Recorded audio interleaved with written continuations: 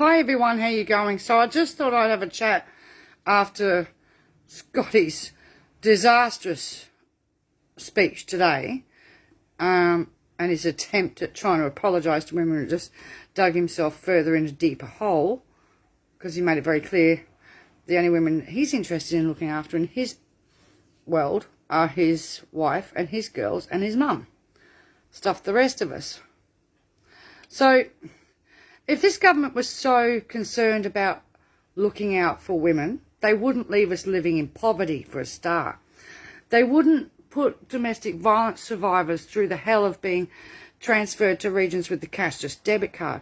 We wouldn't have the cashless debit card and the punitive welfare social security system that we have if we respected women, parents, mothers, and our older women that are out of work. But this system doesn't support us women, right? Lower wages, lower super. And I'm sick to death of it. I really am. Because when he talks about getting more women into Parliament and looking after more women, he's talking about the privileged, well-off women. He's not talking about the average Australian working woman or the average Australian non-working woman or a parent or the woman that's 50 or 60 years of age. He's not talking about any of those people or the people in aged care. So I thought I'd have a few words. I'm looking at the statistics here, right, for the cashless debit card and the February table of cashless debit card participants, because we get an update every month as to how many people are on the card in the regions. All right, and I thought, okay, if he's so concerned about women, why is he putting women on cashless debit card? Why are we having this in the first place, where it's financial control, it's abuse, it strips their rights, and it puts people into a situation of coercive control? Okay, so we've got, just in the Hinkler electorate, which is Harvey Beta Bundaberg, 1,713 single parents. Unfortunately, this document doesn't give us the breakdown as to exactly how many women and how many men are in these, compartments. Do you know what I mean? It just tells us how many people are on the card in which payment sector. So parenting payment single for Hinkler is 1,713, right? The Goldfields is 633. East Kimberley's 289 and Ceduna region is 119. So when we think of single parents, the majority are single women. The majority. That's just a fact. It's not about the guys going, but what about us? Yes, we know there's a small percentage of single dads out there, but this policy impacts women far more than it does men. I'm not being mean, horrible or sexist. It's just the way the facts are. Women are the primary carers. So, for instance, carers are on the card in 3 regions. So in the Goldfields region, there's 168 carers. Okay, in Kununurra, which is the East Kimberley region, there's 66 carers. And Ceduna, there's 39 carers. All right, again, it doesn't give us the stats to how many females to males, right? But again, the majority of carers on carer payment, sorry, I've got messages coming in again, end up being women. It's just the way it is. We are the primary carers. We are the primary parents in the case of single parents, right? And I'm sick of, thanks to this government's attitude towards people on social security, right, the vilification of people, the disrespect towards women overall, all right, I get sick of, you should have closed your legs, right? Why have children if you can't afford them? And all the rest of the vitriol that goes with ending up being a single parent, you know what I mean?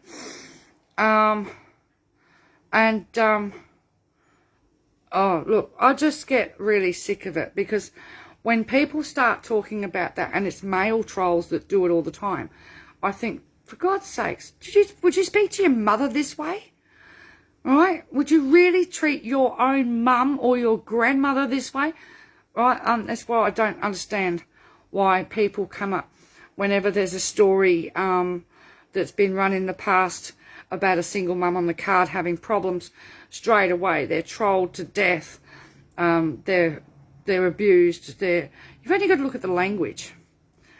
That, you know, and looking back, you know, because a woman had 5 children, the assumption that she must have had 5 different fathers and that she was a slut. All of that comes into this because there's no respect for women overall. And this government's allowed that to grow and fester because they don't respect women. You can see that. They're in power. They use coercive control. They lord it over people. And that's what they've been putting out. Right? The problems with Parliament House haven't just happened in the last 2 years. This has been going on for decades. It's just that something's ripped the band-aid off and it's starting to expose it, right? And it's so, how can I say it? Their born to rule mentality and their attitude towards women that we're lesser. And it's like, so when it comes down to social security policies, when you look at it critically, designed to keep women and children in poverty, right? Doesn't assist with women and children escaping domestic violence. Certainly doesn't help when domestic violence services are sending women and children to card areas to be put on the cashless debit card and have to put up with the financial abuse and control and the stigma and the humiliation and the segregation and the exclusion from the community. And then when they dare stand up, cop it from the community as well. You know what I mean? That's not looking after our women, is it? You know, okay, so disabled people have been treated the same way. Again, majority of people on disability support pension, again, are women, especially the older women, right? Because we're burnt out, we've spent out, So in Ceduna, you've got 160 people on disability support pension. In East Kimberley, you've got 313. And in the Goldfields, you've got 505. Right? Those families suffer under the cashless debit card. And then how many of these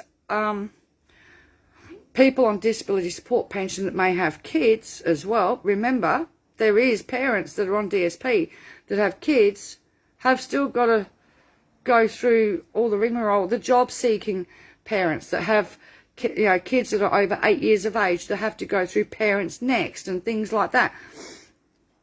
You know, our whole system is about keeping women at the bottom of the pile because who loses their payment when a partner gets an inheritance?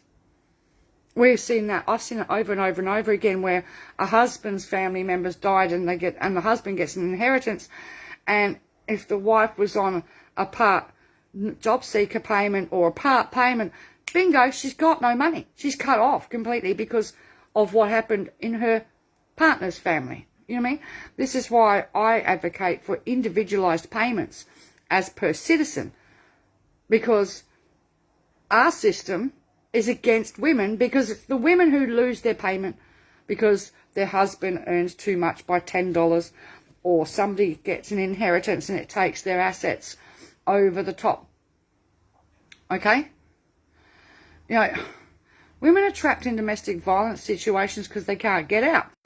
If you're on a cashless debit card, you can't just pack up the kids and go and book into a motel. No, it's just not possible because most of the motels and hotels, and especially the ones that have got rooms above pubs and things like that, you can't know where to go. Caravan parks and stuff like that don't take the card. You know, especially if you're in a card region, most of them are blocked. You know, it's just getting, you know, it's getting ridiculous. So like Lynette Holmes here says, I got far more criticism for being on benefits while raising 3 children, including 2 children with disabilities, than my ex-husband got for being abusive and for not paying penny in child support. Yep, we cop it all the time, you know, but the fellas, oh, they're the heroes, you know, and nobody says boo about the abuse that ended your relationship. No one says boo about him not supporting his children properly. And so many people are in a situation where they don't get any child support, and the ex-partner may be working they may be self-employed, they know how to hide their income, they deliberately don't support their children or their ex out of spite. And then you've got parental alienation and all that sort of stuff comes into it, all sorts of things, do you know what I mean? All right, so, yeah, I'm just looking at comments here.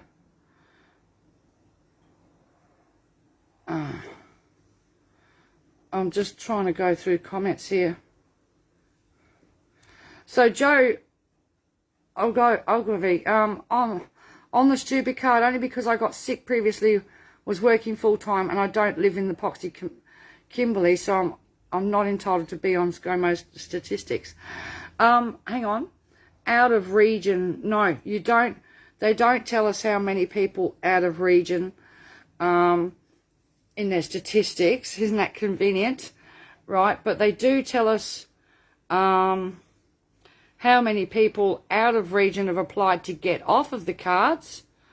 Right, so for instance, 606 applications last month or up to date.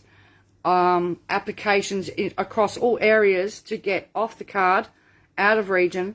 Only 75 were granted, right? The rest were knocked back, of which out of area, 17% of people who were Indigenous were granted, 40% were not. And that's how they do it. Do you know what I mean? And people withdrew the number of people that withdrew their opt-outs was 199, or 35% of Indigenous people. Yeah, so it's just ridiculous. We don't know how many people are out of area, because people are scattered all over the place. We've got people in Tasmania, South Australia, New South Wales, Victoria, in remote towns where the card doesn't work at all, you know. So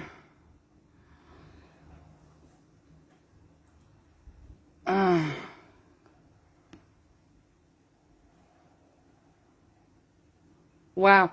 Okay, so Olivia Rose, I had to leave an extremely violent relationship, was going to be sent to an area that had the card. When I asked if I had to go on the card due to being put in that area, I was told yes, due to being homeless and in domestic violence relationship. I told them, forget it, I'd stay where I was and find another way out. Isn't that disgusting? So you're being punished because you're in a domestic violence relationship, you're trying to get out. And if you get out and you're homeless and you're in a domestic violence relationship, your punishment is to be sent to a card region and put on the card. That is just absolutely disgusting, isn't it? That is persecution. I'm sorry, it really is. You know, it's just, you know,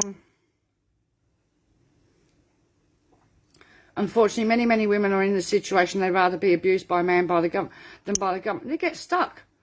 You get stuck, you know, and then you've got nowhere to go. And the way this government's going is they just won't help people. Yeah, and you get more criticism for being a single parent than the abuser gets for being an abuser. All right, and this is what is just disgusting. Jago, of course, we've always got the situation here when I'm talking about what's going on with women's issues. We've got a guy going, indeed, the men are not always to blame. Can we talk about the corrupt and evil women as well? Well, put it this way, this is a women's issue that I'm speaking about because this primarily impacts women at the moment. I keep trying to say that, and every time we get a guy, but what about the guys? Well, give me the statistics, which I don't have here, to show me exactly how many men are impacted and how many men are told to close their legs. The shouldn't bread, you're a slut, blah, blah, blah, please, because I'm over this. What about the men, right? It's the men and the male trolls that are always on these pages. You should have closed your legs. You shouldn't breed unless you can afford them. Always bullying the women about having the children and taking on the responsibility and stepping up.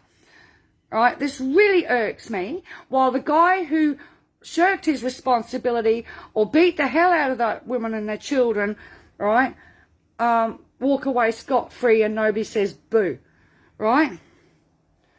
Right, when it's a men's issue, I'll talk about it as a men's issue. But at the moment, right, I'm talking about this as a women's issue. Have some respect for that, please. See, straight away, oh, what about the men? We are talking about the treatment of women across the board. And this really infuriates me, right? Because I grew up, I raised a daughter on a single disability support pension with my health concerns, and I always got,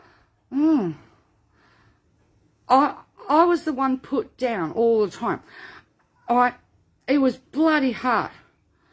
It was bloody hard. And I'm looking at it from that perspective. I didn't have the emotional support of a man to help me out.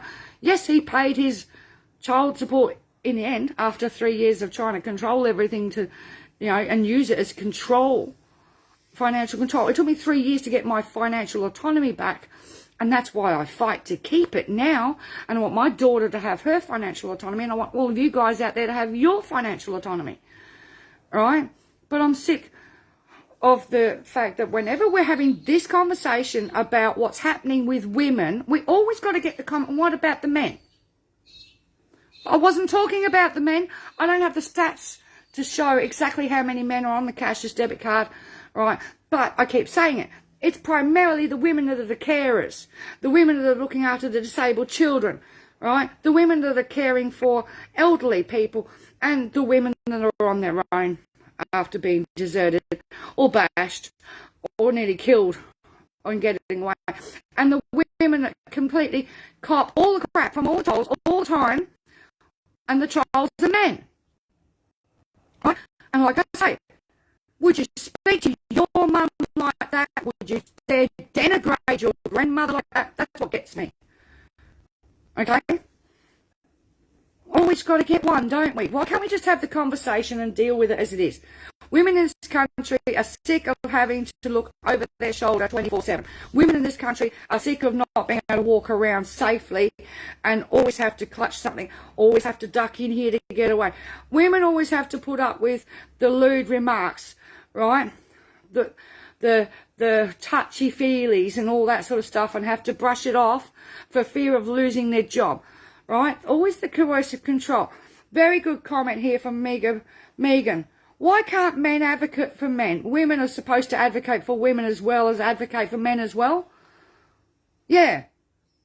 All right, why can't men advocate for men? Okay? Show us the stats of exactly how many men are on the cashless debit card and are being treated the way the women are. Right? And when they ring up and they want to get something for their kids, like a bedroom suite, and they've got plenty of money in the card, and, the person on the other end of the phone at India says, oh, we don't want you to spend all that money. It's none of their fucking business you want to buy a bedroom suite for your teenage son. And they blocked the woman from doing it for a week, completely stuffed around the owner of the goods as well, right? And nearly cost the woman I'm sorry, but women are treated differently at all levels, and other people make decisions for women based on you're a woman. What do you know? How dumb are you? I get sick of being looked at that I'm stupid. Okay, I can't do a lot of stuff now because my physical health doesn't permit me to do a lot of stuff anymore. But years and years ago, I ran a taxi, and I knew how to pull a car motor apart, and I knew how to service my own vehicle, and I knew the ins and outs and the basics, right? So when I go to get a car service, I don't like to be treated like a fool that doesn't even know how to put petrol in my car. I know what an alternator is, I know what a starter motor is, and I know where things should go, and I don't like being spoken down to as though I'm a Dumbo, right? And then I have the risk of being overcharged because it's taken for granted. I'm a woman. What would I know about cars? Do you know what I mean? This automatic, you don't know stuff. You're lesser. Shut up. You're only a woman. I'm over it. I really am. All right. Yeah, Lynette Holmes. The man across the road was on the same benefit as me, and he got praised for raising his children on his own while I got called a welfare scum.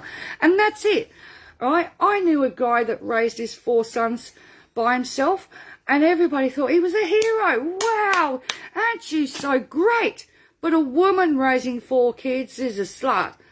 And I had the department tell me that when my ex left, right, and I had to go and sort out all the paperwork because I became a single mum with an 8-month-old baby, I got I got really told by Centrelink at the time, right, that don't have any more children, or be careful if you enter into another relationship and have another child, because the department will see you as being promiscuous, right, and basically a welfare slut.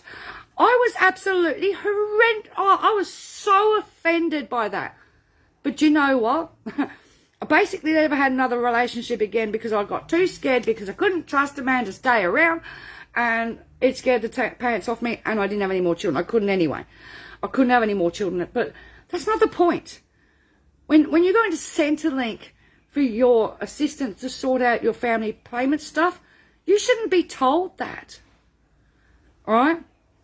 Suzanne Taylor, I was homeless and I was told I wasn't homeless enough. Yeah, that's very common. All right? I was fortunate that I got into transitional housing for homeless people, but a lot of people don't.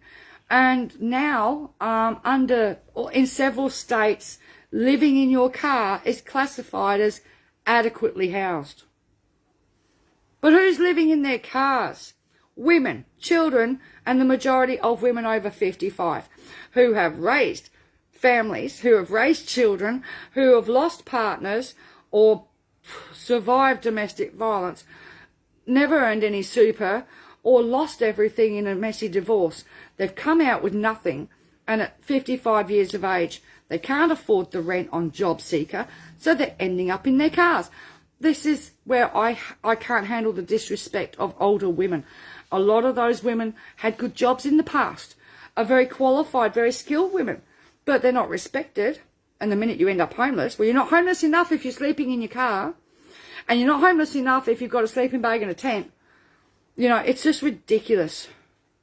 You know, yeah, there's a lot of blokes living out of their cars and tents as well. I'm not saying, because we have 300,000 people homeless. In fact, that was the last stats before COVID, right? Since then, we're watching housing go through the roof, rents going up. I saw on another page on an article today where a lady's packing up her house after living in it for 10 years. The rent's being put up $130 a week because they can, and she just can't afford it on a DSP. She's got nowhere to go.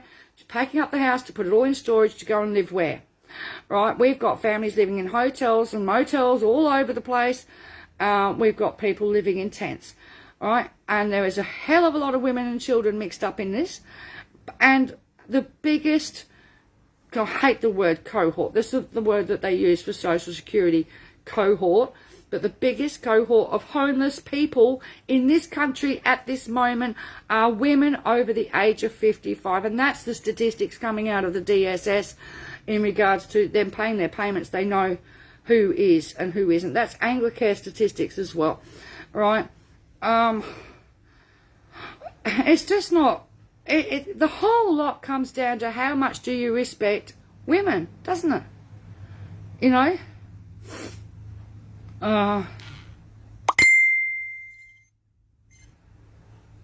If somebody's watching this, can you not send me messages while I'm doing it? Because they just keep dinging on me. Just send me messages afterwards, okay? Put the comments, put it in the comments, but don't send PMs at the moment, because it'll just keep coming through. I'm reading the comments here. I'm trying to see. So Jennifer Rigby, I used to work for Protective Commissioner as an estate manager. To get something put into management used to take a lot of interviewing to prove that they couldn't manage their finances due to mental illness, disability. But now they simply assume that if you're on welfare, you can't manage your finances. That's because of the propaganda around the cashless debit card. We're all dumb all of a sudden. We didn't survive. Our kids were running around naked for the last 18 years of their lives. I mean, how stupid do people think we are? All right? Honestly, so Suzanne Taylor. Secondary homeless people, it's called. I tried living with my daughter who was abusive, called the cops, and I was the problem. Then she burnt the house down. Oh my God, I got 2 nights in a safe place. We had a family up in Bundaberg before Christmas, I think it was, and their tent burnt down. They'd been homeless for near on just over a year, well over a year, on the cashless debit card. They couldn't get anywhere to live. So they'd been moving around, and they were actually bunking out the back of a friend's place, and their tent burnt down with all of their belongings in it. So we helped them out a little bit. We got some food together and some toys and some clothes for the kids. And I went up there. One of the people from our pages paid for 2 nights accommodation for them in a motel. So Housing Emergency Services offered them 1 night in a motel, you know. And because they'd been given the 2 nights by somebody else, they withdrew the offer of 1 night and gave them a $50 Woolworths voucher instead. It's like, these people need somewhere to live, not a $50 food voucher, right? They need somewhere to live. And we've got so many problems in regards to but it's just become the norm. Kick your woman on the way out the door, kick your woman when they're down. And yeah, this constant, if you're a single dad and you're raising the kids, you're a hero and everybody will pat you on the back, right? But if you're a single mum, you should have closed your legs, you know. And if you've got more than, say, 2 kids, it's how many baby daddies have you got? The assumption that you've been promiscuous and been screwing around and you're only having the babies for welfare. I mean, what a disgusting comment to come from an Hindu staff member to a single mum with a 1-year-old baby at the time. Oh, but you only got on welfare, you only had the baby to get on welfare. As if, honestly, the assumption... women can't win no matter what, because you go through the, oh, you got to look pretty. No, don't look pretty. Don't look too pretty. Oh, wear that short skirt. No, wear that long skirt. Wear makeup. Don't wear makeup. All right, be skinny. Don't be fat. The whole bloody works. We hear it all our lives, right? Because why can't we just be ourselves? Why can't we be us? And why can't we be allowed to be confident and independent without the risk of being labelled all the time? And that's what drives me nuts. You know, if somebody is confident, you know, people, oh. So, it's just crap what's going on with our society, and it needs to change. And with a PM like we've got, well, he's been trying to cover up and sweep everything under the carpet. Now somebody's ripped a Band-Aid off the lid of something that's been going on for decades, right? And decades. And I think more people should come out if they've been abused. The staffers have been abused. The misogyny, right? The sexism, the ableism, the whole bloody lot has to come out, because nothing can change until it does. And all those angry women out there, don't sit down, don't shut up until we get change. Right?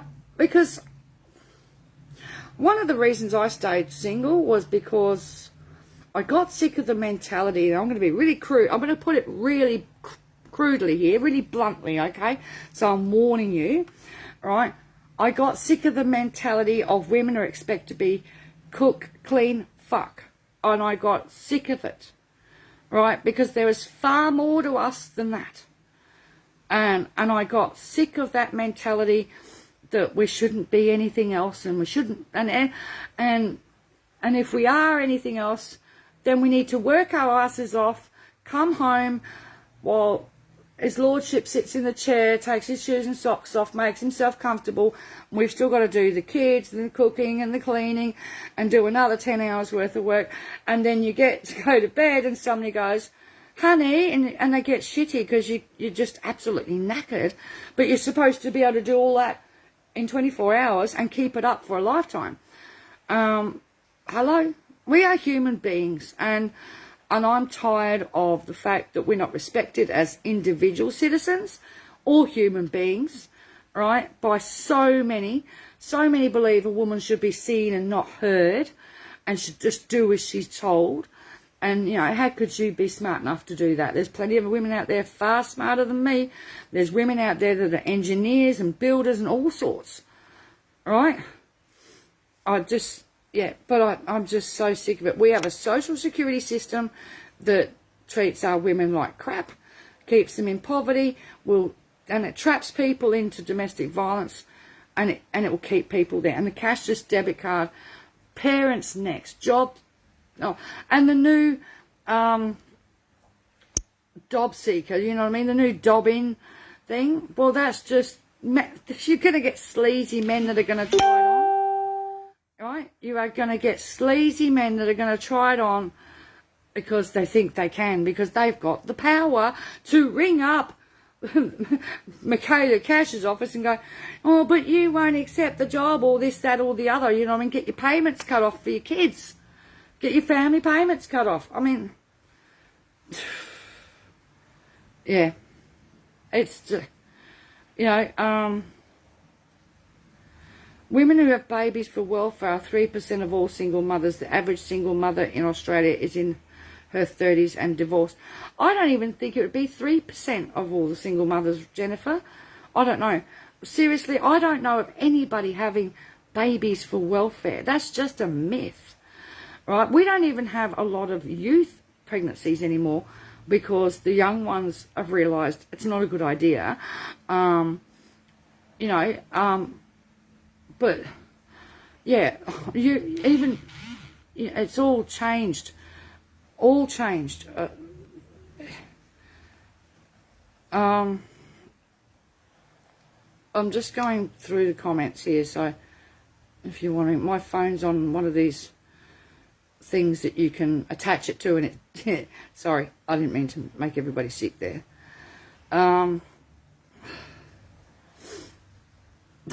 Megan says, if the men spend as much time advocating for their own welfare as they did complaining about women looking after themselves, they get a lot done, you know. But all we ever do is get slammed, and that's what drives me nuts, do you know? I didn't ask to be a single mum.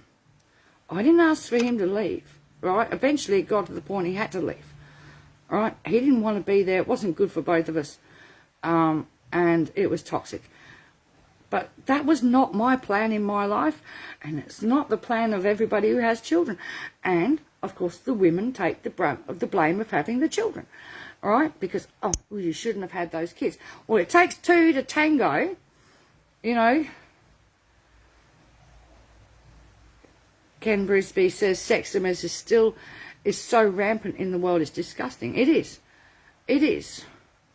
All right? But it's really hard sometimes, and that, like that other person before, it's really hard to talk about women's issues, especially when it comes down to the cashless debit card, where the statistics I saw in the beginning was 86% of the people impacted by the cashless debit card are women.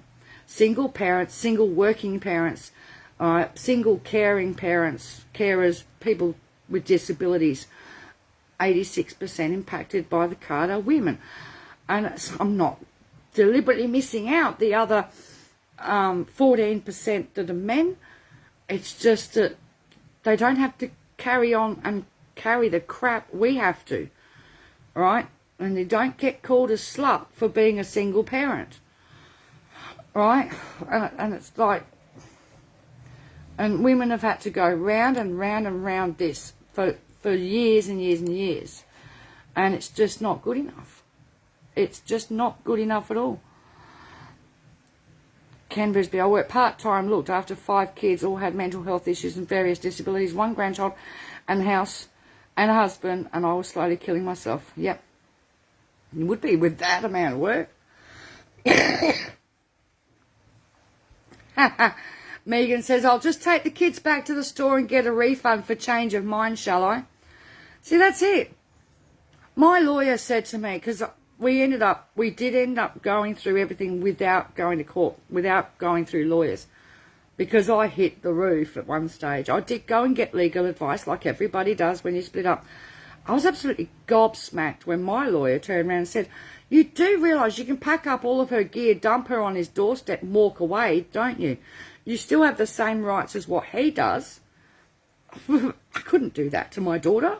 No way could I do that to my daughter. I was like that was a really jaw-dropping, drop the mic moment when my lawyer said that. Right, despite 10 years of being at war with him, we did get through without courts because he was jumping up and down. I said, I can't afford to go to court. I don't have the money. You'd rather put a lawyer's kids through private school and make sure they get a new car when they're 16. How about put the money into your own blood and make sure she gets a good education? Which he actually did.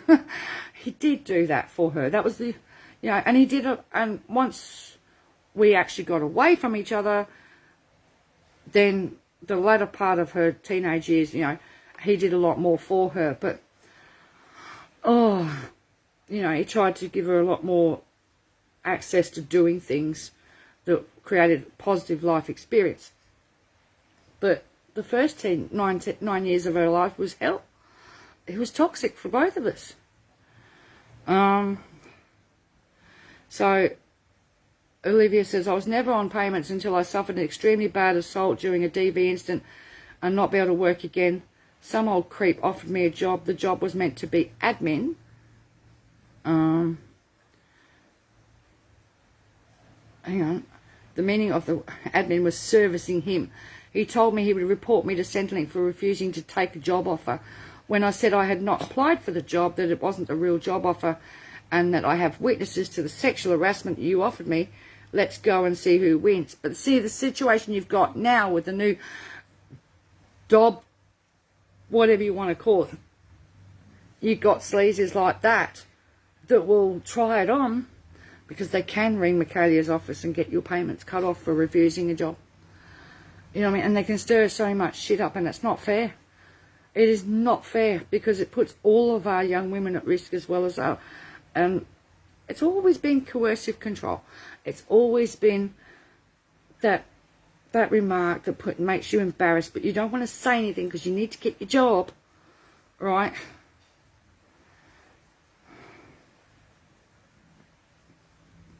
Yeah, that's disgusting, Lynette. I know a woman who raised her 4 stepsons as well as her own daughter after her husband died, and she still got shit for being a single mother. Yep. They don't care if the partner's died. They don't care. That's not a legitimate reason to be a single mum. You can't exactly take kids back. It's a non-refundable 20-year contract as far as I'm concerned. It's a lifetime contract. But yeah, it's like, why are we so picked on and trodden, always pushed down? And it's harder for the average person, the working class, and the poorer, right, to get any respect because we're all not working hard enough, or we're a burden, or we only had the kids to get welfare money and all that sort of shit, all the neoliberal lies. But it all plays into disrespecting women, right? I'm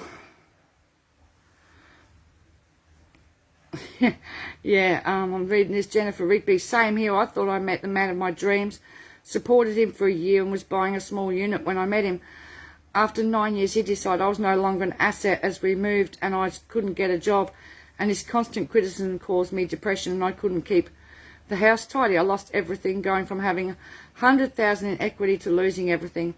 I'm now 55, a single mother and renting, and I'm constantly in fear of being homeless. Yep. When I split from my ex, one of the things, because I was only in my early 30s, you do sort of try and go back out there and see if you can meet people. One of the things I came across straight away was the minute I mentioned that I was on a DSP and I was a single mum, I wasn't financially viable. Bye. It was all about money and what you can bring to the partnership. And that was it, Okay, so hang on. And this shows how Indu can interfere with relationships, this comment here. My relationship fell to pieces. Ex lost his job. Then Indu wouldn't allow me to pay cash rent. Our landlord was not very understanding. We lost the home despite having heaps of money on the card.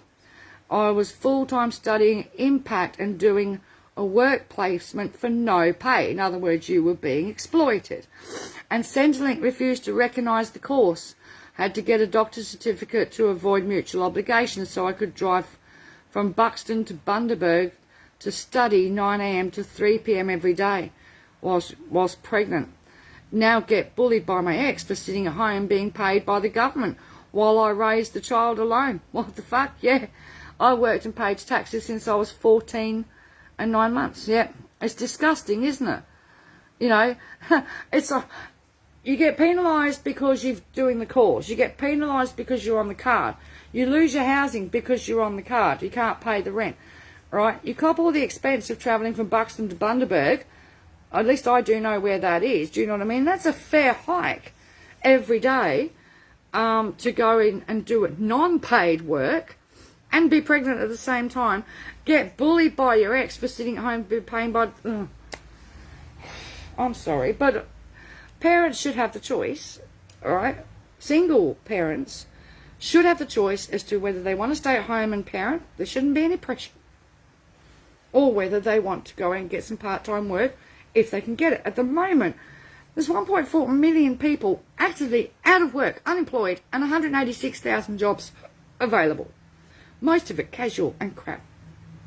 You know? But... We've got a really nasty society, and this government has contributed to it and pushed it for the last 8 years and really pushed it. Losers, leaners, whatever you want to call it, burdens the whole lot. Yeah.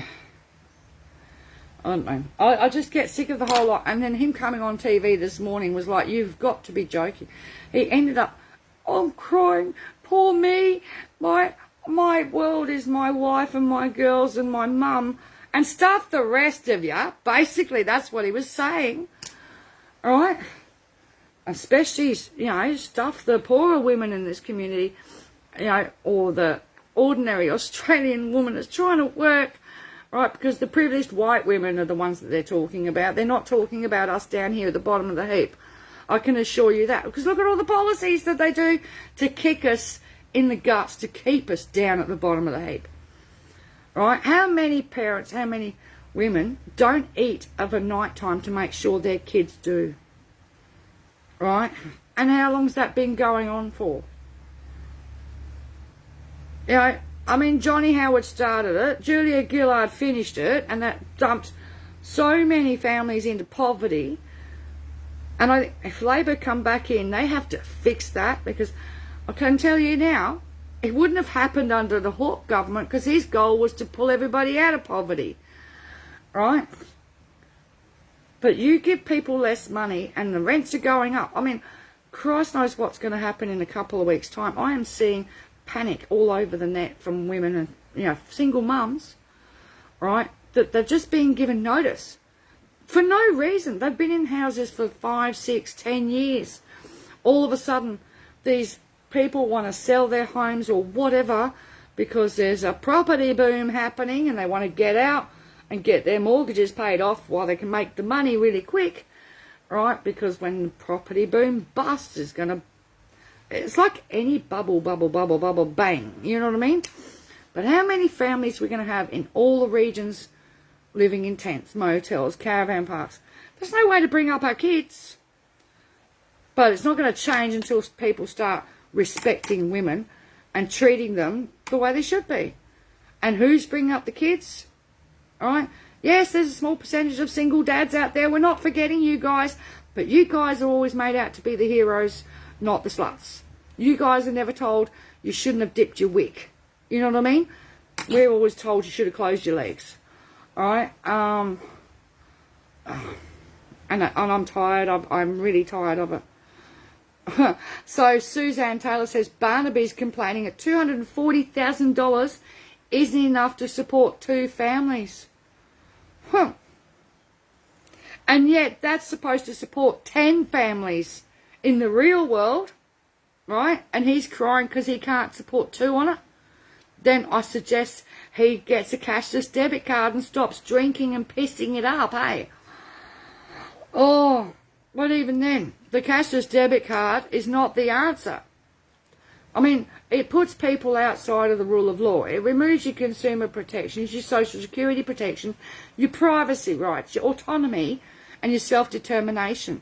right? It kicks you in the guts mentally, and it attacks you purely here at the guts of where your autonomy is, who you are, because all of a sudden you've got to ask permission of the staff at Indu. And depending on how sexist you get one, it's just ridiculous what's going on. In the workplace, men get better pay, better super, and better contracts. Yep. And they always have. And until it's changed, I mean, all right, that's in the corporate world, I presume, because to be honest, if you go into the retail sector, everybody gets the same award wage if you're just working in the retail sector, right? What gets me is the hospitality industry has become a gig economy, whereas there used to be a pretty good set award wage that seems to have gone by the wayside, right? And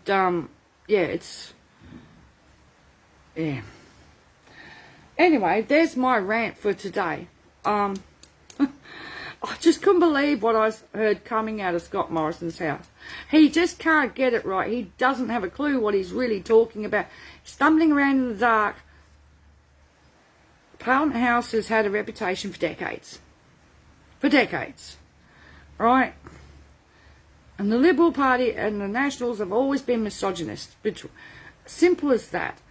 And the policies that create impact women. Keep women in poverty, attack women at every level, right? Every level, right? So, I'm just reading more comments here.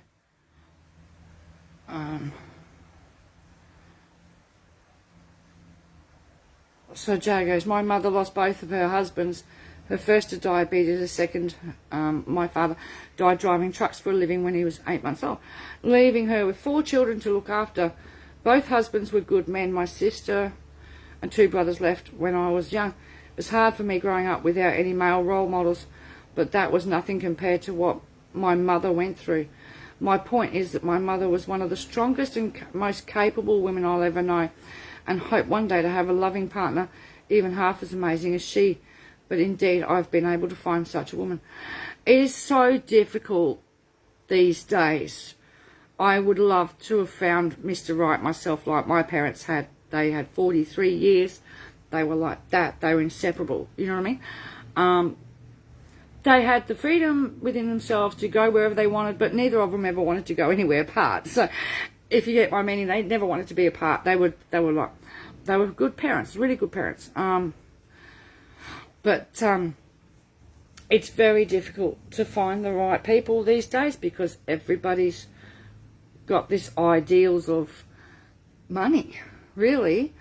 That's what I found. I gave up. I just gave up looking because I'm not financially viable because I'm on a DSP, and at the time I was raising a child on my own. So somebody didn't want to be a part of my child's life as a positive male role model, who knows?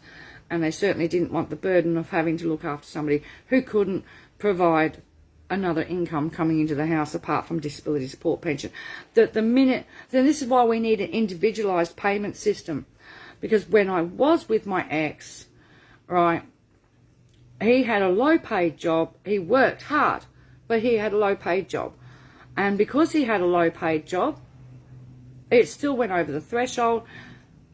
I was getting $134 a fortnight in my pension, which really didn't make me viable. Or there's no way we could have bought a house together because, because the burden was on him to pick up the slack from what I had lost off of mine. We need equity, and we need a quality within our system. And the only way to do that is to have an individualised payment system based on the fact that each citizen gets the same payment, right? And it's not affected by your husband's or wife's earnings, right? You as a citizen are eligible for that payment. That's what you get. Not this, oh, well, if you live with them, it's going to be cut down. It's based on their assets. It's based on their income. That's not fair, because it renders so many women in this country paupers and destitute and trapped as well, because there's plenty of women out there that don't get any money from Centrelink because the husband's earning $5 over the threshold. They don't get a cent, and they're still struggling in poverty. Do you know what I mean? But they could also be in domestic violence and they can't get out. They're trapped. The whole system is designed to abuse, right? It's not a safety net. It's not doing its job, all right? You know, so, yeah. And cashless debit card is just another trap. Just another trap, and it's not fair. We need to get rid of all of these punitive. We need a supportive system. Individualised payments, livable payments, right? Not poverty rates, not 41% below the poverty line, which is what it's going to go back to at the end of this month. When you're 41%, it's ridiculous. We used to have a social security system at one stage was 90% of the median income, and then it dropped down to 66%, and then it dropped down. Now it's down to 41%. It'll get down to lower than that yet. Do you know what I mean? And you can't expect people can't pay rent. And I don't know what's wrong with this government. They want the austerity, they want the poverty, they want the people and the kids on the streets. Why? Why are they so hell-bent on making sure all these businesses close? In the next couple of weeks, the ones that are losing the JobKeeper, they're looking at it. In the first 2 weeks alone, they're forecasting 100,000 people will lose their jobs and those businesses will shut down. All right? And if you're in card regions, then at any time, the minister can come out and say she's lifting the pause off of newbies going on the card in the card regions. And those people have just lost everything and boom, walk into having a cashless debit card as part of getting your social security payment, which isn't going to be enough to save their houses, their mortgages. They will be asset stripped like the rest of us. And that's the problem. The system is sexist. It asset strips you to make sure that you end up with nothing, right? Where possible, it'll cost you your house, your car, or it'll cost you everything you've ever worked for, which is not the way to be. I much prefer the Norwegian and Scandinavian models that don't make you sell everything, right? Give you a livable amount of social security so that you've got peace of mind, so your mental health is intact as well, right? And it isn't sexist because it's individualised. Oh, sorry.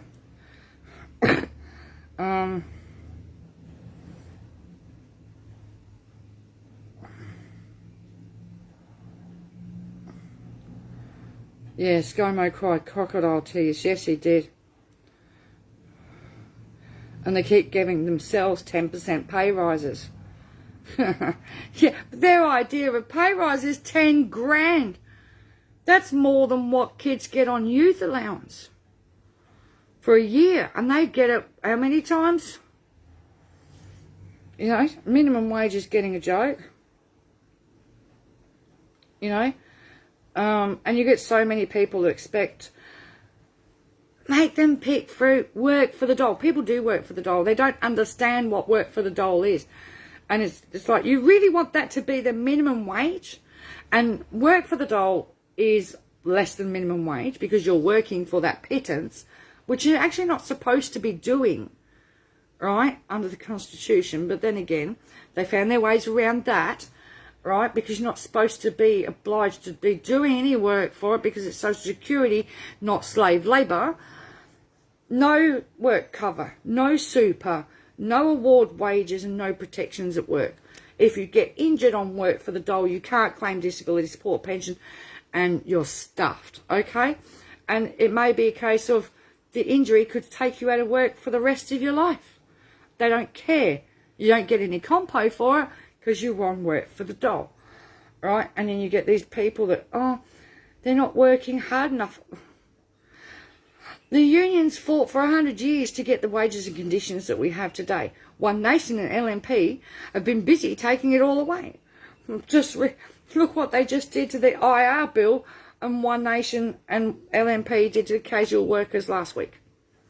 Now, like I said at my speech in Melbourne, You could be working 30 hours a week and be on Social Security. You get $1 of Social Security payment and you're in a card area, you could end up on the cashless debit card as well.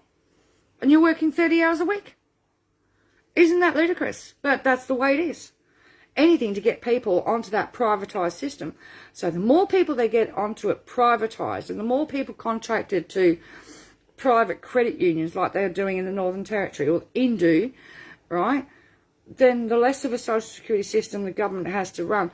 They don't want to run the government anymore. They're busy privatising everything out, right, and let their mates run it, make profits off of everybody else's austerity, misery and poverty, and they don't care. And of course, women cop the brunt of it more so than men, all right? And on top of that, the mental health issues affects both sexes. But we have to shove our depression in the toilet so we can concentrate on raising our kids.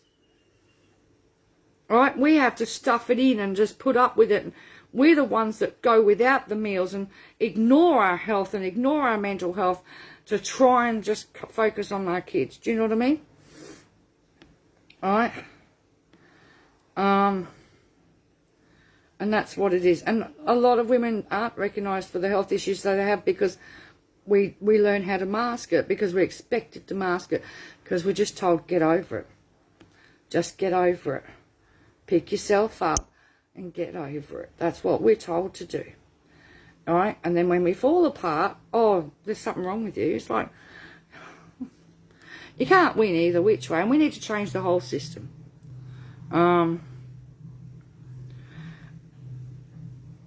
India costs the government more than what it would be to increase the payments, better support services and better housing. If you invest in the people and you protect their mental well-being, you'll get better productivity out of the people and you'll have a happier nation. But that, I feel like it's the picture of them, they're cracking the whip and they're expecting the results and they're not getting the results. The more they crack the whip, the worse it's going to get. All right? Or they're going to end up with dead people. Right? Work for the dole stresses, already limited money as you have extra costs. That's right. Now, you're supposed to get $20.80 extra in your payment to cover the expenses of going to work for dole. But I've been told that's up to your job agency if they approve for you to get that money. Oh, this person here says, I have severe arthritis plus blood cancer and mental health issues, yet don't qualify for DSP. That's the way, another way to abuse women and keep them down, because you should be on a DSP and you should be on a livable rate and you should be able to afford housing and be able to live. When they put me on the DSP, they said, oh, it's a bit more than the dole, but that's because you don't have any earning capacity, so you can never go to work and you can never earn anything and save up and do things, do the best you can with it. Do you know what I mean? That was the reason I was told when I got my DSP, as to why it was more than the job seeker or new start as it was back then. CDC isn't addressing the root of its purpose: money for counselling, AOD interventions, women's and men's refuges, financial services, food banks, affordable housing, free education. The CDC is never about any of that, mate. They never intended to put in any of that sort of stuff. Let's be quite honest. $255 million has gone to Indu in one way or another through all the contracts that we know of. That's without the commercial in confidence. And in the last bill that went through, all costs now are listed as not for publication, so you can't find out how much more. They've wasted $1.9 billion on basics cut over the last 14 years. And look at the housing crisis and the state of the housing and the services in the Northern Territory for the communities. Look at the way those people are living, right? Because the money's gone to the private mates. It's never gone into the communities. Scrap the privatisation of the payments and put the money, right, into the communities. Put the money into the services. We've been saying that all along, right? If you improve people's well-being, the well-being of the country's mental health, right, and you give people hope instead of cracking it with a whip, you'll get so much better. But Michael Irwin, slowly wearing ourselves down both physically and mentally, trying to meet the impossible standards of a long outdated and neglected system that only exists because the LNP lie and gaslight about the cruel reality. They do lie. Okay, I don't know how many interviews I've done where I've listed all of the information about the cashless debit card, the real information, and there's a D notice on it with the media. They just won't print it. They won't tell the Australian public straight up what's going on. They'll say some bits, but they always miss out the most important bits, and they still lead off with drugs, gambling and alcohol, which is irrelevant because I haven't seen one. Where's the money gone for the services? You know? It's supposed to address those issues. Yes, no, it's all about control, deprivation of the poor and vulnerable. The smoke screen, that's what it was to, you spend 30 years of neoliberal lies, right, changing it from social security to welfare, derogatory term. Then you make out everybody who's on social security, doesn't matter what payment, they're on it because it's their fault and they're the ones that are deficient in some way. And you encourage the vilification of people and make snide remarks like Joe Hockey says, poor people don't drive, while he's sitting outside on a bench smoking a Cuban cigar. You know, you know what I mean? And that sort of thing. And Porter's thing about disabled people are burdens. But the thing is, it was all a smoke screen to create the hate. Yeah, I don't want my tax dollars being wasted. People haven't been wasting tax dollars. It isn't tax dollars anyway, if anybody knows what the system and how it works. Government tells Treasury what they need or what they want to spend per department. Treasury goes to the RBA and says, print it based on the bonds. They proved that they could do it. They did it last year with the COVID supplement. It's the only time that this government's come out in the press and said that our social security system is an economic stabiliser and we need to make it so that it can do that. Well, it's been frozen for 27 years, 26 years from being able to do that. They let the $5.50 a week was pretty close to what it should have been if it hadn't been frozen by the Howard government in the beginning, right?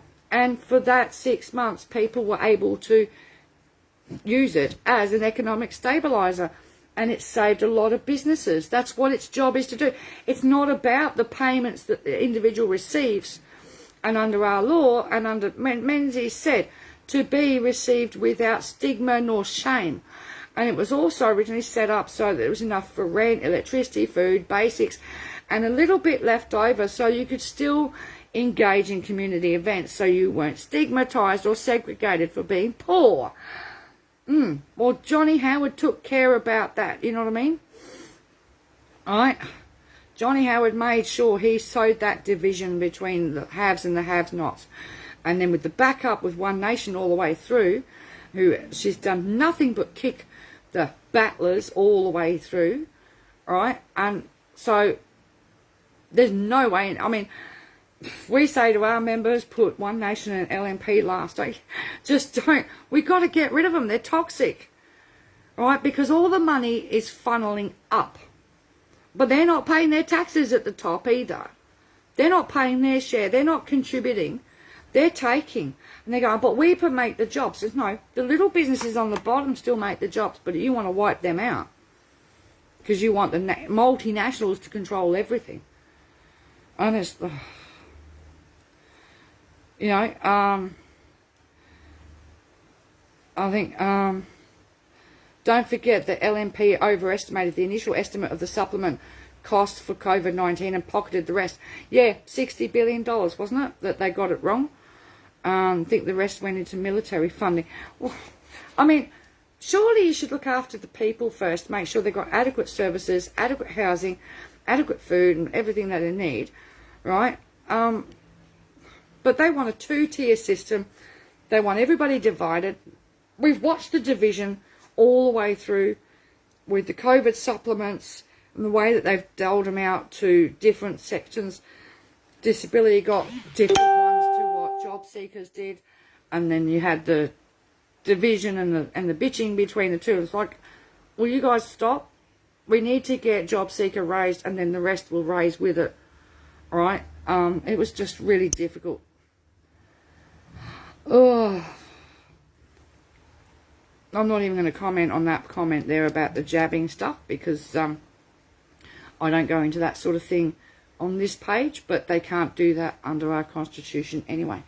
With base payments, the only reason why they got away with no jab, no pay on the family tax payments is they are add-ons. They are not base payments and cannot be touched in the same way under the same laws. So they want people to get a job. There isn't enough jobs out there. A friend who is with the Job Network was told to apply for everything and anything. She's not qualified to be applying for jobs as a teacher or in the health sector, and the Job Network told her she has to. Now, the Job Network is telling her she has to apply for jobs that she's not qualified for, but on the second hand, you can be breached for applying for jobs that you're not qualified for. And this is my concern. My daughter got her job plan thing through today, and one of the statements was make sure to be able to bring your resume into line for the appropriate job application. Hang on a minute. Your resume will have on it what you've done. You can't fudge it or make it up. But so we've got a catch-22 system. It applies to people who are on job seeker, that are disabled, that have to work 15, look for 15 jobs a month or whatever it is, or work 15 hours a week or whatever. And they're in the catch-22 of you're not allowed to you're not allowed to hide your disabilities and your health issues on a job application, but if you disclose them, that's seen as sabotaging it, so therefore you can be breached for sabotaging the job application, right? At the same time, you're not allowed to apply for jobs you're not qualified for, but you can be breached for not applying for jobs that are not qualified for. So there's a lot that has to be thrashed out about our system. But the LNP don't care, because they just want to get people off payments, because we're a burden, remember? We cost too much money. But what they can't understand is, and I'm trying to put my charger in my phone, the thing is that, so kicking people off pensions and payments is not the way to save this country, for sure.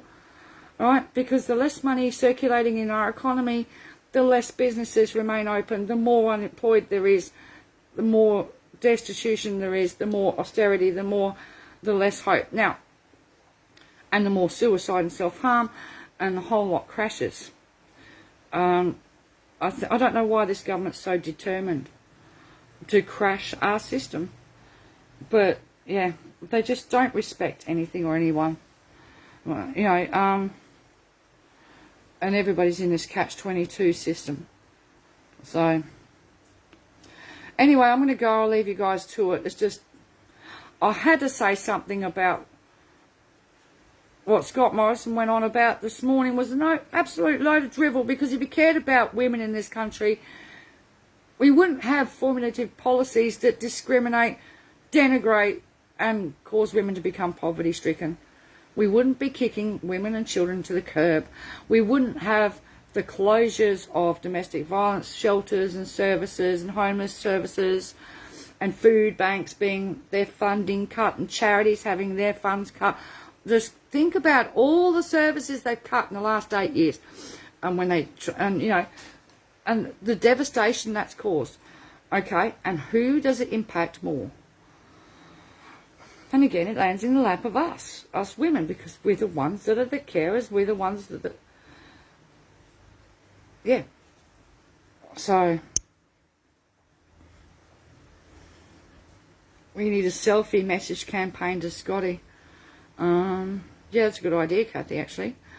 I've said for years that the government is out of touch, and it's only in it for them and their mates, not the rest of us that do all the hard work. They haven't got a clue. They haven't got a clue. When you're on $200,000, $300,000, $400,000, $500,000 a year, and all of your expenses are covered on that, so you're not having to worry about paying electricity, telephone, internet, right? car registration, fixing car, getting tyres for a car, putting food in, because you're eating the best of food that there is out there, because you can afford it. Most of the time, these guys, remember, their meal allowance is $181 a day. That's more than a lot of families have to spend for a week to feed their families on. That's how out of touch they are. And then, of course, buy a house in Canberra, put it in your wife's name, and then you can claim the $273 a night every time you're in Canberra to pay off your mortgage. That way the taxpayer pays your mortgage for you. And it's a perfectly legal scam. They're allowed to do it. Yep. So they don't understand what it's like for somebody under $35,000 or under $50,000 a year, right? Or somebody on youth allowance on $8,000 a year, or somebody on job seeker at $15,000 a year. They don't have a clue. What gets me is, well, get a job. Well, just move. It's like, yeah, telling women and children to just move to where, when there's no housing available that's affordable. And I'm watching across all states, women and children are absolutely shitting themselves because they're packing up their belongings, ready to go in storage. They don't know where they're going. They've got nowhere to go, no community housing, no emergency housing, right? And even if you do get into what I call a DOS house, they're still going to they're charging $250 a week for a room, Yeah. Their meal allowances a day are more than what they spend on aged care home meals per person per week. I mean, they can get their super out at 44, and everybody else has to wait until they're 65. And they get 15%, 12 to 15% super, everybody else got 9%. And in many cases, most of the women in my age bracket, we don't have any super. I don't have any super. It was just the way it was. We didn't have any. All right. Some women will lose the kids if they're moved away from the father. Yeah, there's another allowance there that's not taken into consideration with court orders that say that a family has to stay within a 50-kilometre radius of that area because of the court orders regarding the custody and the visitation. They don't allow for any of that. They really don't. And it's like, you can't just rip kids out of areas, out of schools and move to fictional fake jobs. Right, and there's so many fake jobs out there. There's so many jobs out there that people willing to take advantage. And that's wrong. Yeah. Anyway, I'm going to go. I'll talk to you guys later. I just wanted to get it out there that the poverty that we're driven into, and it's not about being sexist. It's just a fact. Us women cop the brunt of everything. And it has to change, and until we can change it, but the government has to show leadership by creating policies that do change it, that lift families out of poverty, recognise women for the unpaid work that they do. Remember that 10% of our GDP is the free labour of so many women volunteers across this country that are working for free. Right, that takes up 10% of our GDP. Somebody's making money all the time off of that free labour. All right, and it's always the same case. It's always somebody's making money off our backs. But yeah. Anyway, guys, take care of yourself.